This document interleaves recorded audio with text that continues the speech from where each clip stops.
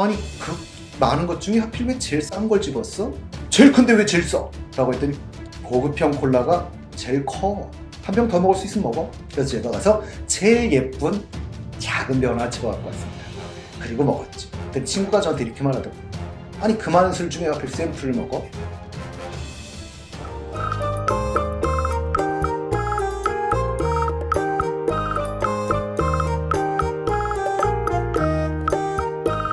자, 반갑습니다. 이병철입니다. 오늘 여러분들하고 마르크스의 유머노트 공부해볼 생각인데요. 그 사람의 사상을 이해하는 데 있어서는 그 사람에게 가장 중요한 세상 보는 관점을 좀 이해하셔야 왜 세상을 그렇게 해석했는가를 이해할 수 있는데요. 여러분들이 유물론이라고 할 때 유물론은 이렇게 하시면 편합니다. 우리가 세상을 바라볼 때 어떻게 바라봐야 할까? 세상을 어떻게 이해해야 될까? 라고 했을 때 이 세상을 보는 관점은 크게 보시면 유물론도 있지만 관념론도 있어요. 그래서 유물론을 이해하려면 관념론을 함께 이해하셔야 되는데요.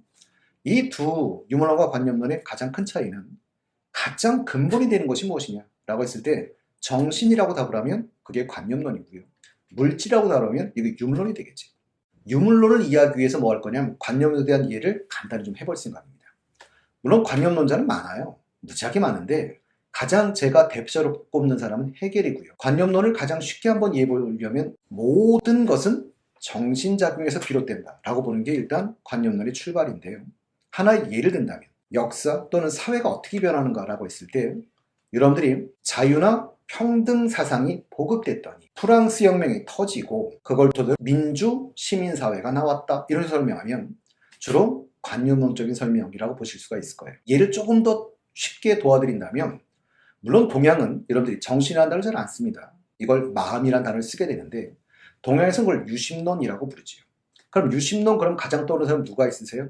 단어가 어려우시면 원효를 떠올리시면 돼요. 원효 그럼 뭐가 떠오르십니까? 해골바가지의 물. 기억하십니까? 일체 유심조라고 하지요. 모든 것은 마음먹게 달렸다 라는 것이 바로 유심론인데요. 이런 게 관념론이라고 보시면 돼요. 이것도 힘드시면 더 쉽게 한번 가볼까요? 우리 주위의 관념론자를 한번 찾아볼게요. 여러분들이 학창시절이었던 부모님이든 가끔 이런 말씀 해보신 적 있으세요? 너무 환경이 안 좋아서 공부가 안 돼요. 선생님들 뭐라고 하세요? 이놈의 새끼. 환경이 뭐가 중요해? 네 마음 먹게 달렸지. 관념론자입니다. 또 여러분들이 TV 광고 중에 기억나세요? SK에너지일 겁니다. SK에너지에 보면 생각이 에너지다. 관념론이에요. 근데 하나 재밌는 게 이 생각이 에너지다라는 이 광고 멘트를 만드신 분이 옛날에 빈폴, 자전거가 나에게 들어왔다. 뭐 이런 광고. 그런 분이 바로 같은 분이라고요. 자, 그에 비해서 유물론은요? 라고 하면 그 유물론 모든 것의 근원이 물질이다 라는 생각인데요. 그렇다면 정신은 뭐냐? 라고 묻는다면 그 물질의 산물이야. 물질의 소산이야. 이렇게 보는 게 유물론. 이걸 또 다르게 해석하면 물질이 1차적으로 실제하는 것이고 정신은 그거 기반을 두고 2차적으로 발생하는 거다 라고 표현해도 좋고요. 물질적 토대, 뭐 다르게 표현하면 경제적인 여건에 의해서 그들의 의식이 결정된다 라는 게 유물론의 입장이에요. 이걸 우리가 또 더 쉬운 하나의 예를 들어볼까요? 여러분들한테 물어보십시다. 사람이 자리를 만들까요? 자리가 사람을 만들까요? 라고 했을 때 사람이 자리를 만든다라고 보시면 관념론이 되는 거고 자리가 사람을 만든다고 하면 그건 유물론이 되는 거죠. 그러다 보니까 실제로 마르크스 같은 경우는 관념론을 비판할 때 이렇게도 비판했었어요. 거꾸로 세상을 본다 라고 비판하고요. 아들이 아버지를 낳았다 라고 비판을 하기도 했었습니다. 여러분들이 마빈 헤링스의 문화의 수수께끼 같은 책을 보면 거기에 무슨 내용이 나오냐면 왜 이슬람 같은 경우 또는 뭐 돼지고기를 먹지 않는가 또는 힌두교는 왜 소를 먹지 않는가 이런 게 써 있는데요. 실제로 이 파트는 나중에 문화편으로 제가 하나 만들어 드릴 겁니다. 만들어 드릴 건데 이 마빈 헤링스 같은 경우에 실제로 보면 왜 돼지고기나 소고기를 먹지 않는가라고 하는 것을 가장 쉽게 표현하면 그들의 환경, 어떤 그들의 경제적 여건으로 인해서 돼지고기나 소고기를 먹지 않게 되었다라고 설명을 해요. 전형적으로 유물론적 사고입니다. 그래서 우리 주위에서 많이 보실 수 있어요. 근데 여러분들한테 좀 이해를 더 쉽게 하기 위해서 여담입니다. 이 여담을 토대로 뭔가 이해가 되시면 정말 좋겠는데 그냥 좀 여담, 제 사담을 좀 하려고 해요. 제가 대학교 신입생 때 좀 공부를 좀 안 하는 편이었어요. 사실은 대학만 가면 뭐 이렇게 부모님들 말씀을 하셨고 그러다 보니까 이제 대학 신입생 때 잔디밭에 앉아서 술을 한 잔 먹고 있는 날이었죠. 동기들과 몇 명이 모여서 술을 먹고 있는데 갑자기 저희 눈에 뭐가 들어왔냐면 주차장에 벤츠가 한 대 눈에 들어왔어요. 그 당시로는 그렇게 흔하게 볼 수 있는 시대가 아닙니다. 하물며 학교에서. 그래서 이렇게 보고 있다가 제가 물었죠. 와, 저 벤츠다. 누구 차일까? 라고 했더니 저 옆에 있던 친구놈이 그럽니다. 우리 동기차야? 라고 하는 거예요. 동기차? 그럼 신입생이 저걸 몰고 왔단 말이야? 라고 제가 얘기를 했어요. 그랬더니 그 친구 응! 라고 하더라고요. 근데 이건 좀 창피한 얘기인데 저희 시대는 왜 그랬는지 모르겠는데 일단 외제차를 보면 좀 욕을 먼저 하는 그런 시대였었죠. 그런데 차를 보면서 저희들이 술을 먹으면서 야 뭐 저런 놈이 있어 막 이런 이제 하던 얘기를 그날도 어김없이 이제 욕을 하면서 하고 있었는데 갑자기 제가 궁금해졌어요. 야 벤츠가 독일차지? 그랬더니 친구들이 맞답니다. 야 독일차는 튼튼해서 안 찌그러질 거야. 또 이 친구 애들이 에이 독일차라고 안 찌그러지겠어? 그래서 내기를 했어요. 술내기를 했는데 저는 안 찌그러진다에 제 친구들은 찌그러진다에 술내기를 했습니다. 자 이걸 이제 입증해야 되는데요. 누가 입증해야 될까요? 찌그러진다에 건 사람이 해야 될까요? 안 찌그러진다에 건 사람이 해야 될까요? 여러분들의 논리성을 요구하고 있는 겁니다. 안 찌그러진다에 건 사람이 입증을 하셔야 돼요. 왜 그렇지? 그럼 안 찌그러지니. 그래서 내가 일어서면서 내가 입증할게요. 차로 뛰기 시작했습니다. 뛰기 시작했고 그 뒤에 점프. 더 놀라운 건 차의 뒤쪽이 아니라 앞쪽으로 뛰었다는 사실이지요. 차에 뛰어오른 순간 내려가면서 직감적으로 안 좋았어요. 안 좋았는데 딱 앞에 닿는 순간 독일차라고 안 찌그러지지 않습니다. 그런데 놀라운 사실은 제가 차에 뛰어내릴 때 차주가 차로 걸어오면서 이 장면을 다 봤다는 사실이에요. 저는 너무 당황스럽지요. 그래서 저와 차주의 눈이 마주쳤습니다. 그런데 지금 생각해보면 되게 놀라운 장면인 게 뭐냐면 여러분 같으시면 자기 차 위에 뛰어오르는 그 장면을 봤을 때 여러분들은 차에 찌그러진 부분을 보시겠습니까? 저를 보시겠습니까? 아마 상상을 해보시면 자기 차 찌그러진 자를 볼 거예요. 그런데 이 친구는 저만 뚫어지게 쳐다보는 거예요. 자기 차는 쳐다보는 거예요. 그리고 저한테 딱 한마디를 물었습니다. 너 뭐하냐? 뭐하냐니요? 눈으로 다 봤는데? 근데 뭐하냐니? 근데 그 눈빛은 정말로 내가 뭐하느냐? 차에 뛰어오르는 것을 이해하지 못한, 그러니까 이 차가 찌그러지는 이 부분이 문제가 아니라 정말 내가 뭐하냐고 물었던 그 부분을 놀랍게도 저는 이해할 수가 없었어요. 그래서 멍하니 그 친구만 바라봤던 기억이 납니다. 그런데 이 친구와 저와 친해지게 됐어요. 친해지는 계기는 간단했었습니다. 그 친구가 저한테 좀 비굴한 장면이긴 한데 차의 수리비를 물리지 않았다는 거예요. 그게 아마 이유였던 것 같아요, 되돌아보면. 그래서 이 친구랑 친해지게 되었고 이 친구 집에 처음 놀러를 갔었습니다. 이 친구 집에 처음 놀러 갔는데 그 친구 집은 정확히 어디였어요? 청와대 뒤였어요. 청와대 뒤였고 마당이 있는 집이었고요. 전 드라마에서 보던 그런 집이었어요. 복층으로 되어 있는 집이었고 차를 그 집에 6대나 있다는 사실을 알았죠. 그런데 왜 6대가 있는가라는 걸 생각을 해보니 지금도 그런지는 정확히 모르겠습니다. 근데 그 당시로는 교통편이 무지하게 안 좋더라고요.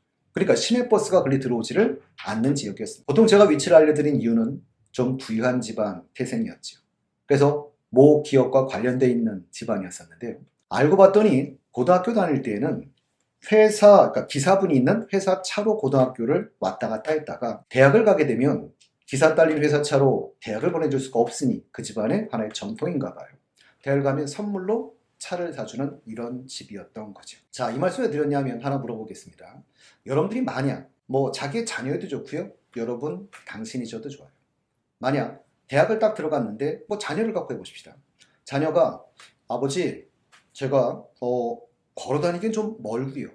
그래서 자전거를 한 대 사주시면 운동 삼아 자전거를 타고 대학을 다닐까 합니다. 사주시겠습니까? 저는 사줄 겁니다. 그럼 여러분들이 만약 자전거를 타고 가서 학교에다 딱 세워놓고 수업을 들어갔다 나오는데 어떤 아이가 갑자기 이러고 있어요. 저 자전거가 찌그러질까? 안 찌그러질걸? 찌그러질 거예요. 그랬더니 막 달려든 자전거 위로 점프를 합니다. 그러고 자전거가 찌그러졌어요. 여러분들은 그럼 물어볼까요? 자전거가 찌그러졌다보다 여러분 전 황당할 것 같아요. 뭐 하는 짓이지 저게? 자, 여기서 제가 이 말씀을 왜 드렸냐면 저는 그 당시에 벤치를 찌그러뜨리면서 그 친구가 날 쳐다보면서 뭐하냐 라고 물을 때 알잖아. 내가 뭐인지 봤잖아. 라고 말했지만 그 친구는 아마도 우리에게 있어서는 자전거라고 느끼는 걸 그 친구는 벤츠라고 느꼈을지도 모르겠다는 거지. 그러니까 정말 차가 찌그러졌다에 화가 난 게 아니라 뭐하냐에 화가 났던 것입니다. 이분을 왜 소개해드렸냐면 마르크스로 다시 되돌아가 볼 생각인데요. 마르크스는 생산수단을 가지고 유산자와 무산자 계급을 나누었지요.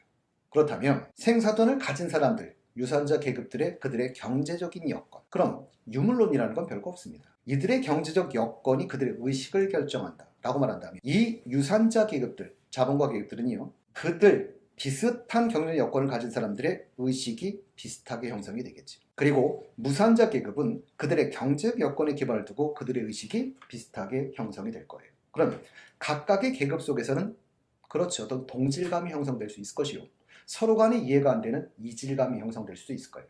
그러니까 계급 간에는 이질감이 형성되는데 그 이질감이 강화되면 적대감으로 나타날 수도 있다는 게 사실은 마르크스의 생각입니다. 이런 게 유물론인 거예요. 제가 나온 김에 마지막 제 재밌었던 그 집에 얽힌 재밌는 얘기를 하나 더 해드리고 갈게요.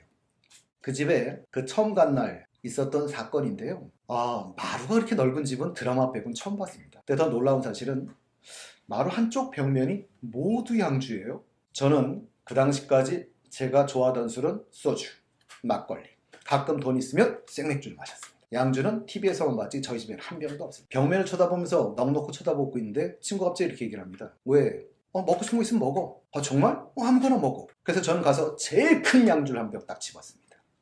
그랬더니 다 먹을 수 있겠어? 라고 하더라고요. 다 먹을 수 있어. 정말 다 먹었어요. 다 먹으러 왔더니 친구가 저한테 이렇게 말하더군요. 아니 그 많은 것 중에 하필 왜 제일 싼 걸 집었어? 라고 하더라고요. 그래서 저는 제일 큰데 왜 제일 써? 라고 했더니 그 친구의 대답은 하나 예를 들어 줄게. 이러면서 이렇게 말하더라고요. 보급형 콜라가 제일 커. 기본적으로 지나치게 크다는 건 그게 고급 술은 아니라고 봐야지. 라고 하더라고요.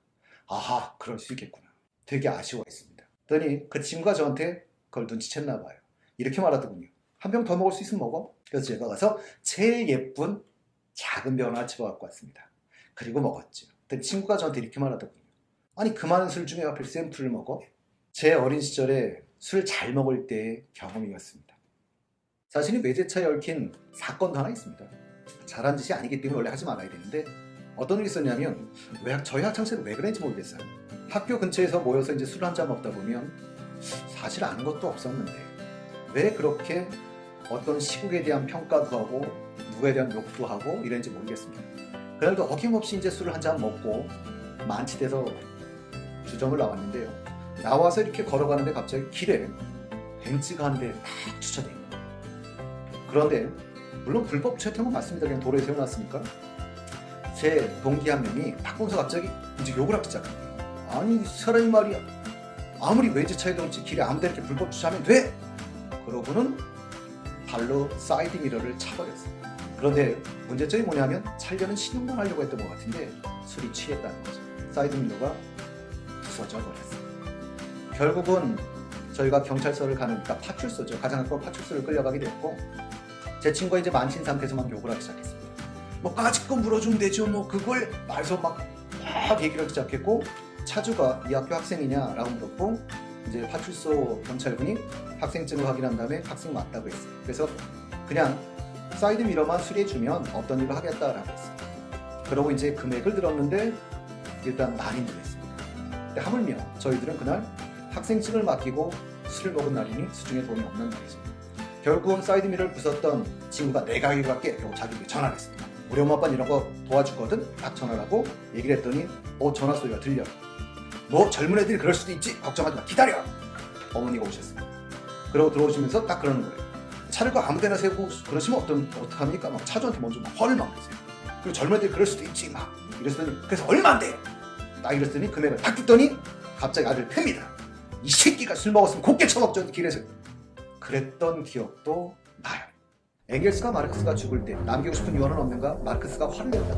유언은 살아서 할 말을 못한 사람들이 하는 거야. 노동자의 아버지, 노동자의 대변자로 불렸던 마르크스는 놀랍게도 공장 노동을 해본 적이 없는 인물이지. 마르크스 집안도 상당히 괜찮은 집안이었지만 의네 집안은 훨씬 중요한 집안이었죠. 자기 집으로 돈을 빌려갔을 때 헬렌과 아이를 낳게 됩니다.